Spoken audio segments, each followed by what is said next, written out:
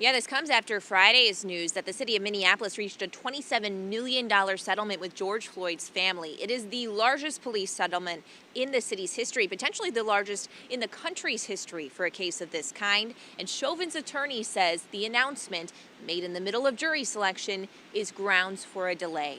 Chauvin's attorney says that the city's settlement will taint the jury pool. He made other requests to the judge, including a change of venue and demanding jurors be immediately sequestered. Prosecutors, meanwhile, say they have no control over the separate civil case and that it shouldn't stop jury selection. While Judge Cahill is considering the delay, we spoke with one legal expert who says he doesn't expect it to be granted. The defense wants this case to be continued maybe 3 months, maybe 4 months from now. So people who've heard the 27 million today, it's not as a significant shock. I think this judge has really been dedicated to keep this trial going.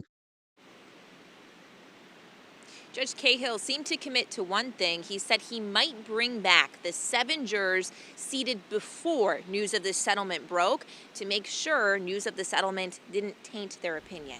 Yeah, and we're not sure if he's going to say anything about it today, but we'll be watching at 8 a.m. Jen, thank you.